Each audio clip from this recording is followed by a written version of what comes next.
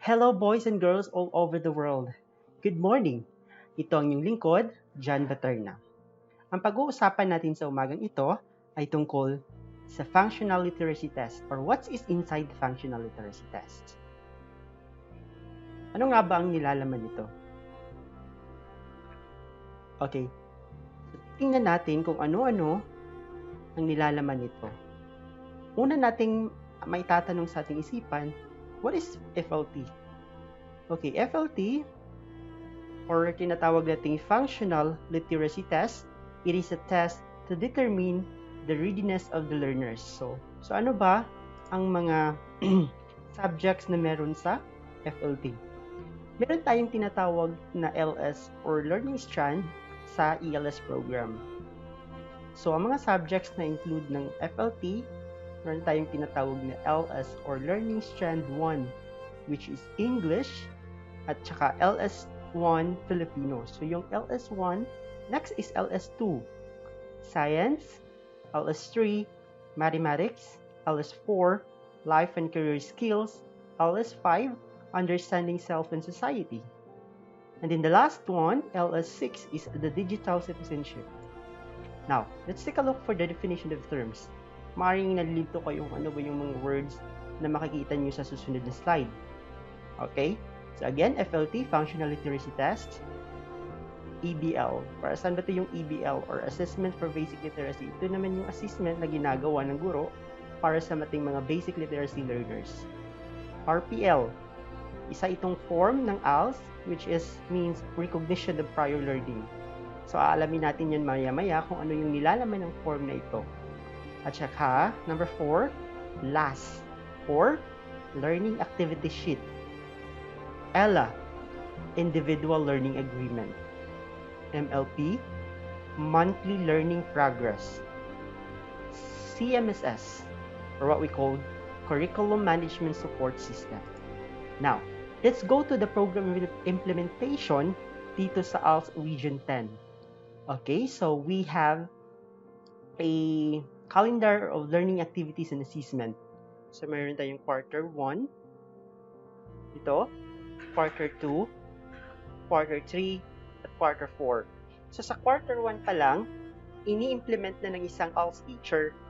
Unang-una is yung FLT or Functional Literacy Test, kasabay yung mga basic learners na kinakandak ng ABL or Basic Assessment for Basic Literacy at saka RPL. Pagkatapos niyan, sinusundan nito na binibigyan siya ng mga LAS o Learning Activity Sheets ng Basic Health Awareness, Basic Survival Skills. Of course, para naman maging healthy ang ating mga learners, binibigyan natin sila ng mga health awareness modules. Pagkatapos niyan, binibigyan na natin sila ng ALS Life Skills module. So, ang ALS Life Skills modules composed of 9 modules. So, first quarter, ibinibigay lamang ng 6 na module muna. From module 1, 2, 3, 4, 5, at saka 6. After the quarter 1, or the end of the quarter 1, meron tayong LAS, ELA, MLP, at CMSS. Ito yung mga usual na ginagawa ng ALS teacher dito sa Region 10. Ito yung flow. So, every end of the quarter, yun yung ginagawa namin. Sa quarter 4, after sa CMSS last, we were going to conduct the portfolio assessment na para mas madali, mas maibsan yung trabaho. So, napakaganda ng sistemang ito.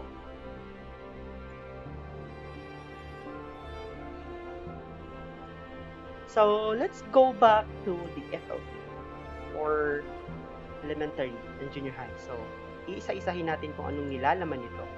So, dito tayo sa FLT elementary level. So, ito yung itsura ng FLT natin. This is a soft copy. Meron na rin po kaming hard copy nito. So, meron siyang yung nilalaman. Of course, the table of contents. Introduction. Yung mga instructions kung paano siya sasagutan. Okay, so after sa FLT, meron tayong administration ng listening and speaking test. So, after they're going to read and then answer, so meron pa tayong listening and speaking test. So, aalamin ng guro kung hanggang saan yung kaya ng bata in terms of listening and speaking test, no? So, ayan, after that one, kinakandak rin ng personal information sheet. Isa rin itong test, determine basic information of the learners, kung kaya ba niyang sumulat or hindi, no? So, narito yung functional literacy test panghalatang patuto. So, direction. So, ganito lang siya. Bibigyan ka ng guro ng separate answer sheet. So, ganito siya itsura. So, bibilugan mo lang kung ano yung, sa tingin mo yung tamang sagot. Okay, unang-unang lalatag sa inyo ay ang communication skills or the ALS1. So, yan yung nauuna. So, dyan yung English. Pagkatapos, LS1 Filipino. Ito yon. LS2 scientific literacy and critical thinking skills. So yan yung LS2 natin. More on science topic. Then mathematical and problem solving, LS3. So all math topics are here. Pagkatapos LS4, life and career skills. Yan yun. LS5, understanding self in society. LS6, the digital citizenship. So, ito yon. So, ito yung sagutang papel na sasagutan nila. So, meron tayong mga rubrics. Merong iba't ibang rubrics every time na merong written test, no? So, kailan mag-score ng 1, kailan mag-score ng 0. So, dalawang option lang, 1 or either 0 yung score. And then, this time, the last one, will guide question for the listening speaking. So, ito yung listening and speaking test na gaganapin sa kanila after they're going to answer. So, ito yung benchmark of the readiness per ALS level, no? Okay, so, meron tayo dito for if this is an secondary or elementary learners. So, meron siyang score corresponding evaluation, no? If the total score range from 0 to 9, basic level siya. This is for elementary, no? If the total range score niya is 10 hanggang up to 13, yung learning niya is from lower elementary or grade 2 siya or grade 3. Yung basic natin level is grade 1, no? And then if the total range score is 14 to 27, yung bata is advanced elementary siya. So means he is or she is grade 4, 5, and 6. If the total range score is 28 up hanggang 54, then that learner is a junior high school or grade 7 up to 10. Now let's go to the junior high school, no? Let's go to total range. If the total range is 28 up to 64, then that learner is high school level, which is from grade 7 to 10. If the total range naman range 65 to 98, then that learner is a senior high school. Yung kaalaman niya is pang grade 11 at pang grade 12.